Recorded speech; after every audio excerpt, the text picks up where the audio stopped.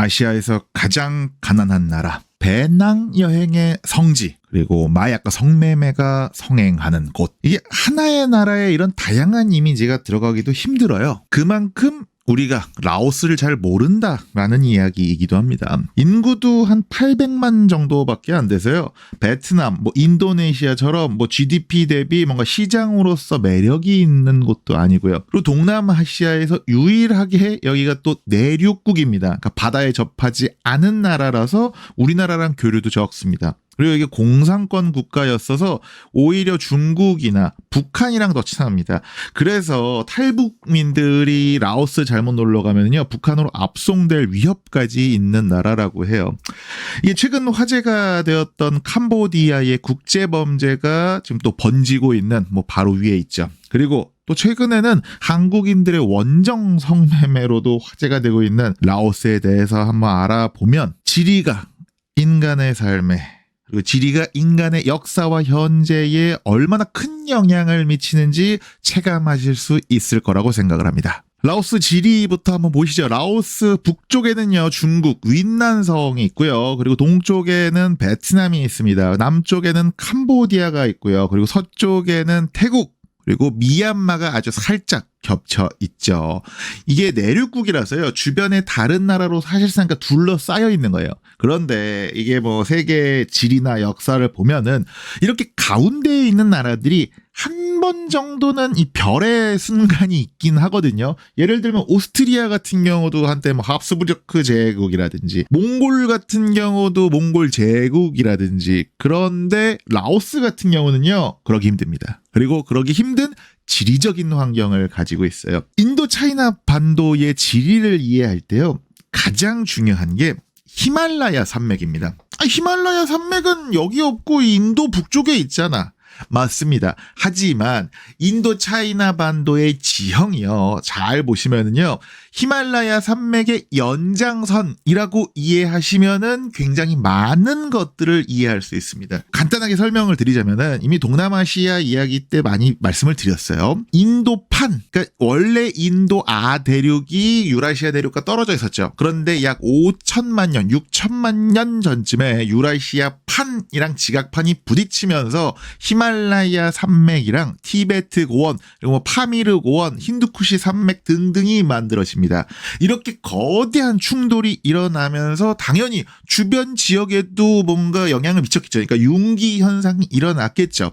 그래서 인도 차이나 반도에는요, 남북 방향으로 파카이 산맥, 치인 산맥, 아라칸 산맥, 도나 산맥, 호앙리엥 산맥, 안남 산맥 등등 수많은 산맥들이 남북으로 펼쳐져 있습니다. 이 인도 차이나 반도의 산지가 이 인도 차이나인들에게 준 첫 번째 영향은요, 소수민족입니다. 남북으로 펼쳐져 있는 이 다양한 산맥들 때문에 인도 차이나 반도에는 정말 다양한 민족들이 각자 다른 정체성을 유지하면서 살게 돼요. 한반도에는 소수민족이랄 게 없죠. 그냥 한 민족만 있어요. 당신은 민족이 뭡니까? 라고 물어봤을 때, 저는 백제인입니다. 이렇게 말하는 사람 없어요. 저 한국 사람이고 한민족이죠. 라는 사람이 99.9%일 겁니다. 물론 이제 이민을 온 그런 분들 말고요. 하지만 인도 차이나 반도는 이런 상황과는 좀 달라요. 그러니까 우리랑 그나마 상대적으로 역사랑 문화가 비슷하다라고 알려져 있는 베트남에도요, 따이족, 무엉족, 몽족, 능족 등등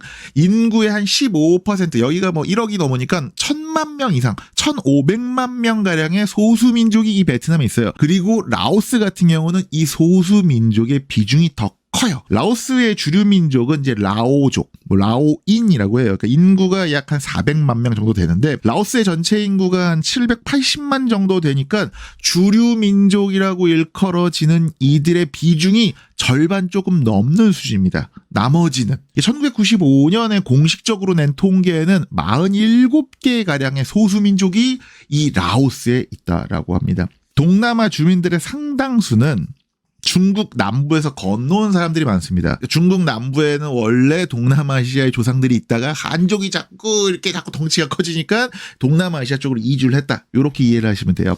그래서 라오스의 주류 민족인 라오족 같은 경우도요, 중국 남부에서 건너왔다라고 이제 뭐 분석을 해보니까 추정이 된다라고 해요.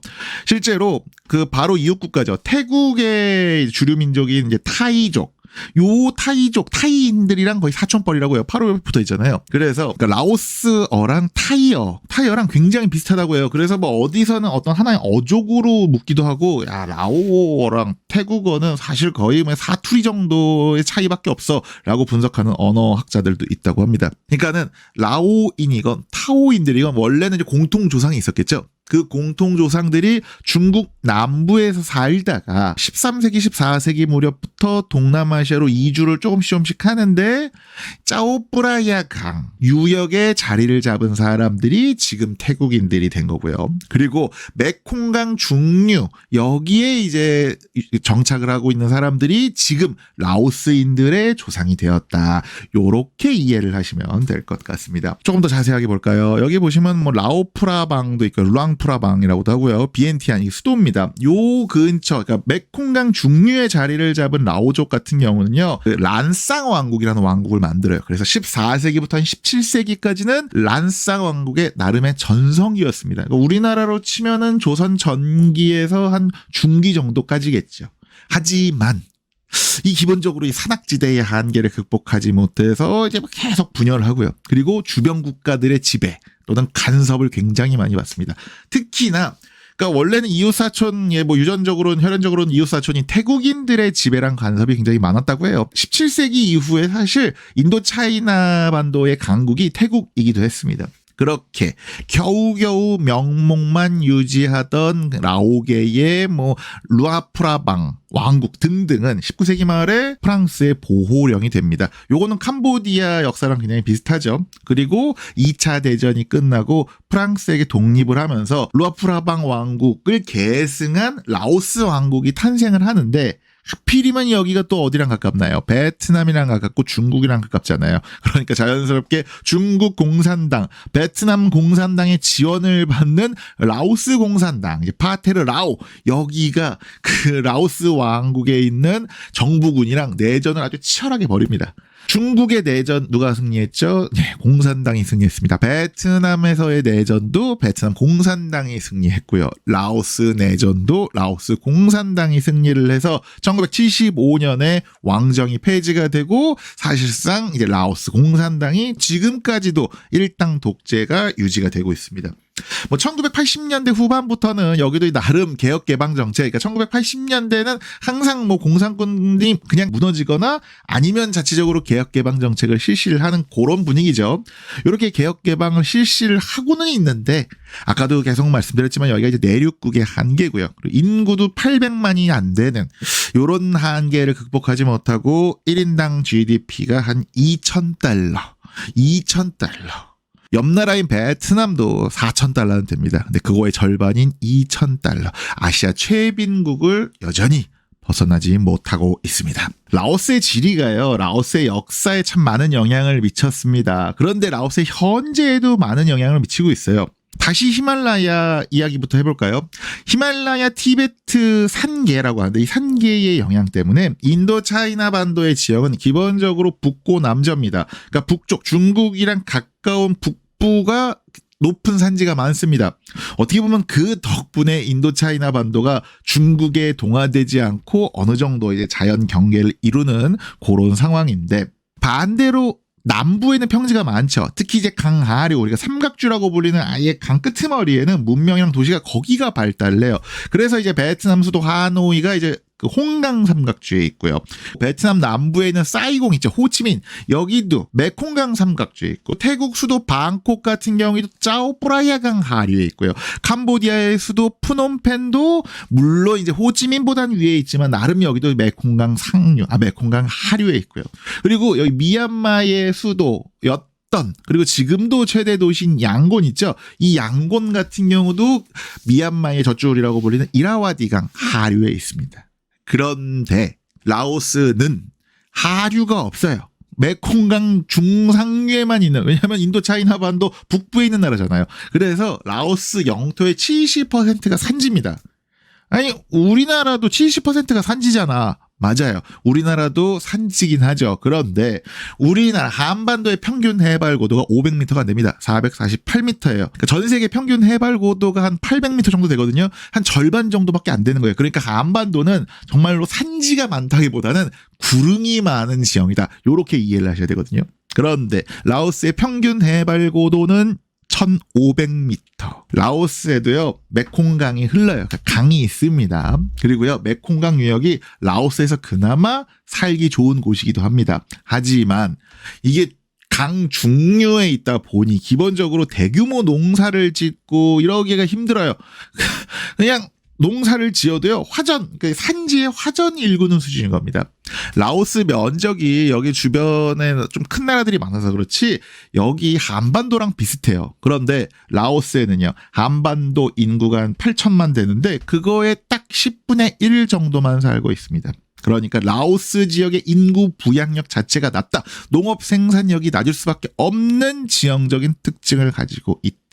특히나 북부 지역 있잖아요. 라오스에서도 보면은요 남부가 있고 북부가 있습니다. 근데 북부는요 해발 고도가 1500m에서 2500m 정도. 그러니까 우리나라 개마고원이랑 이게 해발 고도가 비슷한 거예요. 그리고 잘 보시면 이 지도로는 느낌이 안 오실 거예요. 동남아시아 지형도 3D 지형도를 보면 확 지금 와닿으시죠.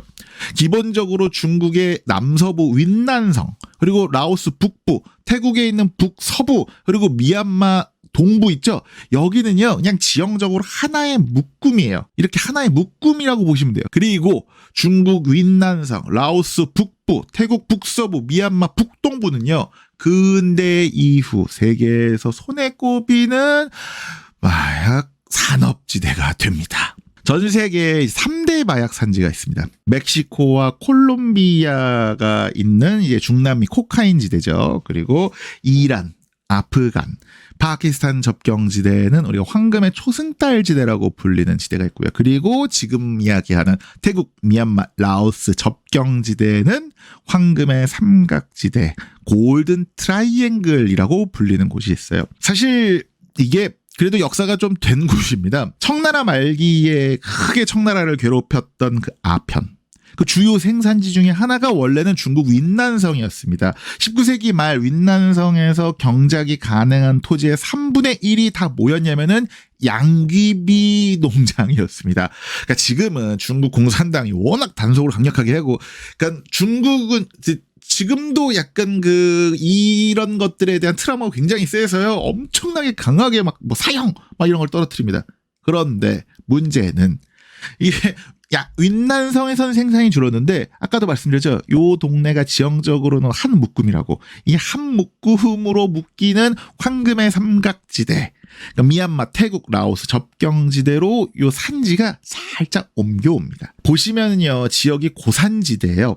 그런데 여기가 적도랑 가까운, 그러니까 저위도 구간이잖아요. 그러니까는 그냥 그러니까 뭐 이렇게 우리가 알고 있는 설악산 뭐 이런 느낌이 아니라 여기가 정글이 우거진 산지예요. 그래서 제대로 숨어 들어가서 무언가 나쁜 짓을 하겠다 싶으면은 단속하기 정말 어려운 곳입니다. 역사적으로 봤을 때도 이 지역이 또 문제가 있는 게 중국 국공내전 이후에 이런 산업들이 굉장히 커져요. 그러니까 공산당에서 이제 중국 국민당군이 패배를 하잖아요. 그 국민당군 일부가 인도 차이나 반도의 요 고산지대, 황금의 삼각지대 여기로 숨어 들어가서 게릴라전을 펼쳐요. 중국이랑 가까우니까. 근데 자금이 필요하잖아요. 근데 여기서 그거 많이 생산했다며? 그러니까 그거를 만들어 팔기 시작을 합니다. 특히 요게 이제 누구한테 전수가 됐느냐? 소수민족 분쟁이 많은 미얀마에서 그 국민당군이 뭐 이렇게 만들던 거 있잖아. 그거 우리도 좀 한번 좀 줘봐. 해서 1970년대 80년대요. 이 동네가 세계 최대의 생산지로 황금의 삼각지대, 황금이 실제로 나는 삼각지대가 아닙니다. 이게 오명이고 악명입니다. 그냥 나쁜 게 많이 만들어지고 검은 돈이 많이 만들어지는, 그러니까 검은 황금의 삼각지대다라는 악명이 붙은 겁니다. 물론 각국에 있는 정부들도 노력을 많이 하죠. 그래서 단속도 굉장히 많이 하고 아예 이럴 거면 여기 그냥 지역을 개발해버리자. 여기가 나름 또 세계 최대 규모의 고무 생산지이기도 하거든요. 그러니까 고무도 좀 여기서 키우고 뭐 커피도 좀 키우고 야 그리고 여기 그냥 아예 그러면은 카지노랑 리조트를 만들어줄게. 그걸로 좀 먹고 살아.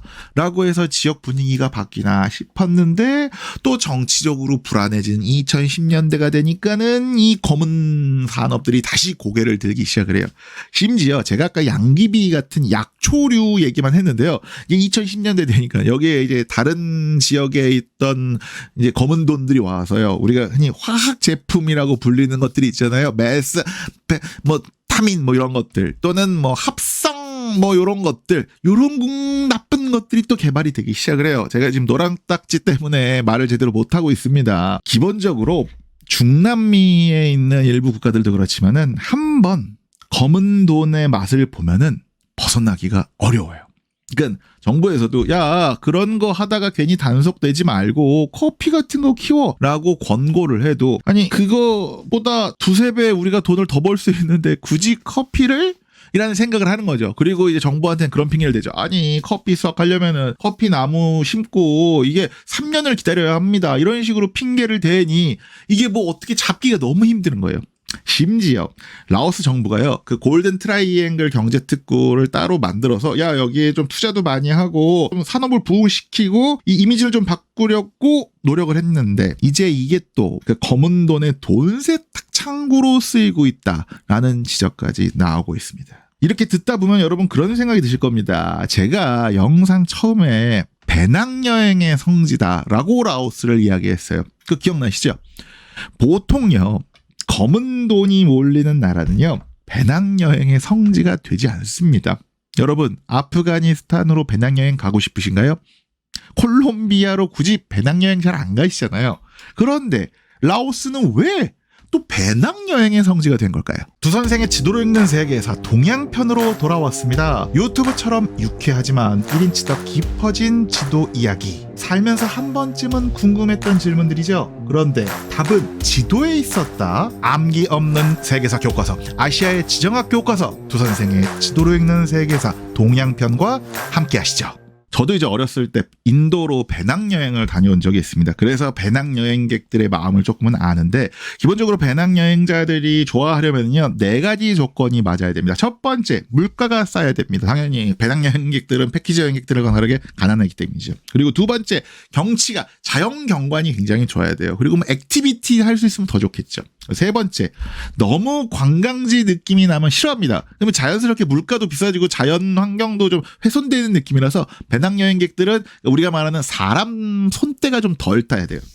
그리고 마지막 네 번째, 안전해야 합니다. 물론 인도, 제가 갔을 때 인도는 좀 안전하게 느꼈는데 제가 이제 뭐 덩치가 큰 남자라서 그런 겁니다. 뭐 아무튼 라오스를 요 4가지 조건이 맞는지 한번 볼까요? 첫 번째, 라오스는 개발이 덜 돼서요. 당연히 가난한 나라니까 물가가 저렴합니다. 오, 땡큐. 그리고요. 두 번째, 주변에요. 관광 대국들이 많습니다. 보면 태국 있죠. 굳이 라오스 갈 거면 차라리 캄보디아에 있는 앙코르와트 보지. 그리고 라오스 갈 거면 그냥 하노이, 뭐 사이공, 호치민 이런 데 가지. 그러니까 요런 주변 나라들한테 가려져서요. 관광도 덜 가는 나라입니다. 그리고 여기가 메콩강 중류라고 제가 말씀드렸죠. 메콩강 중류, 고산지대, 인구를 부양할 만한 농업 생산량을 제공하지는 못하지만 여행자들한테 더없이 좋은 경치, 그리고 또 여기가 중류이다 보니까는 막 다양한 레저, 액티비티, 레포츠 이런 걸 또 할 수 있는 곳이 이 라오스거든요. 아니 근데 아까 보니까 치안 되게 안 좋을 것 같은데? 이게 라오스의 아이러니 굉장히 요상한 점인데요.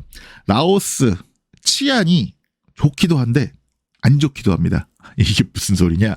라오스가 공산권 국가예요. 공산권 국가에서는요, 공산당이 반정부 집단, 뭐 반체제 집단을 용납하지 않아요. 그래서 싹 다 싹을 말려버리거든요. 그래서 역설적으로 공산권 출신 국가들은요, 치안이 좋다는 장점이 있습니다. 하지만 골든 트라이앵글 지역은 특히 산골짜기이기도 하고 정글 지역이기도 하고 특히 바로 옆에 미얀마 있습니다. 여기는 군벌이 엄청 많아요. 여기 잘못 가면 총 맞습니다. 그러니까 이런 지역은 치안이 안 좋을 수밖에 없죠. 그래서 우리나라 외교부 같은 경우도요. 골든 트라이앵글 지역에는 아예 여행 금지 조치를 때려서 지금까지도 유지하고 있습니다. 그러니까 정리를 간단하게 하자면은 미얀마 접경지대 골든 트라이앵글 가면 위험하다. 하지만 우리가 여행으로 유명한 곳 있잖아요. 루앙프라방 그리고 바비엥. 이 바비엥이 비엔티안이랑 그 루앙프라방 사이에 있는 유명한 관광지입니다. 그리고 수도 비엔티안 요 정도 가면 안전하다 정도로 정리를 할 수가 있죠. 특히나 이제 우리나라 사람들이 라오스를 굉장히 좋아했어요. 지금도 좋아는 합니다. 왜 그러느냐? 여기가 또 예능 다큐에서 굉장히 아름답게 소개가 되거든요. 꽃보다 청춘. 기억나시죠? 그리고 뭐 세계 테마 기행 이런 데서 굉장히 조명을 해주거든요. 그래서 2010년대 후반에 한국 청년들이 저 때는 2000년대까지만 해도요 인도로 많이 배낭여행을 갔어요. 그런데 2010년대 후반 20대들한테는 라오스가 막 청춘 배낭여행 그래서 그 근처 야장 같은 데 가갖고 같이 막 춤추고 놀고 저도 그런 이야기를 들었었거든요. 제 지인이 갔다 왔다고. 그래서 라오스 외국인 여행객 중에 한국 여행객 비중이 꽤나 높은 편입니다. 라오스 외국인 여행객 순위가요. 태국, 베트남, 중국 그 다음이 한국이에요. 태국, 베트남, 중국은 주변 나라잖아요. 그 주변 나라 다음이 우리 한국인 여행객입니다. 이렇게 한국인 여행객이 늘어나면서 부작용이 생기는데 바로 원정 성매매예요. 이거 한국인들이 사실상 주도하고 있는 겁니다. 이게 예능에 나오면서 배낭여행객들이 늘어나잖아요.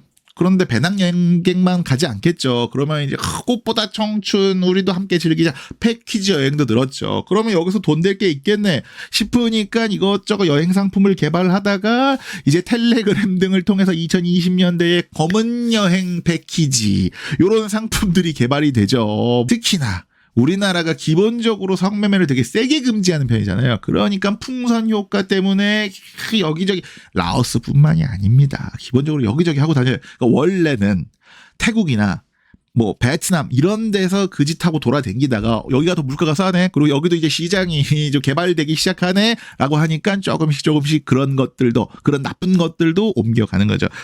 이게 제가 노란딱지 때문에 말을 세게는 못하는데 기본적으로 우리나라 관광객들이 이런 거 하러 방글라데시 이슬람 국가인 방글라데시까지 하러 다녀요. 또 희한하게 방글라데시가 그런 단속이 거의 없는, 그러니까 거의 사실상의 성매매 합법화 나라거든요.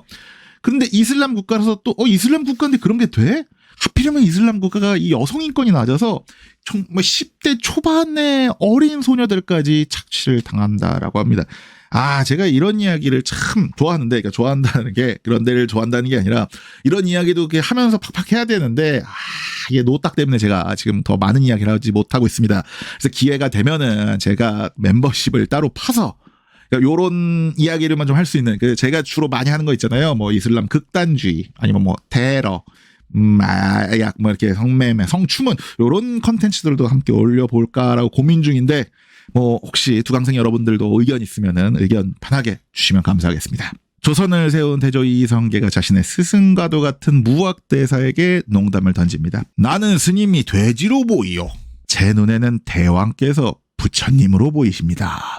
짐은 스님을 돼지라 했는데 대사는 어째서 나를 부처라 하는 것이요. 돼지 눈에는 돼지만 보이고 부처 눈에는 부처만 보이는 법이지요. 돼지 눈에는 돼지만 보이고 부처 눈에는 부처만 보인다. 돈 안지 유돈 그리고 물 안지 유불이라는 성어가 나온 이야기죠. 사실 요거는 이제 정사라기보다는 이제 야사에서 나온 이야기라고 합니다.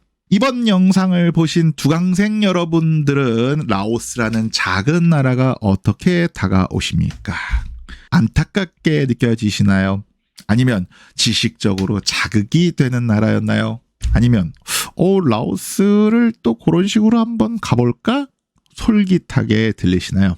돼지 눈에는 돼지만 보이고 부처 눈에는 부처만 보이는 법입니다. 오늘 준비한 이야기는 여기까지입니다. 오늘은 잡설이 많았네요. 뒷부분에 뭐 더 세게 다른 다양한 얘기, 뭐 쿤사, 마야강 쿤사 이런 이야기도 하고 싶었는데 제가 노딱 신경 쓰느라 좀 빙빙 돌아간 듯 싶습니다. 다음에 기회가 되면은 도통 이해가 안 되는 또 다른 나라죠. 바로 요 미얀마. 버마에 대해서 한번 알아보도록 하겠습니다. 그때까지 지도로 세계 여행을 떠나듯이 그리고 역사로 세계 여행을 떠나듯이 보고 싶은 만큼 편하게 보시고 구독과 좋아요 부탁드리겠습니다.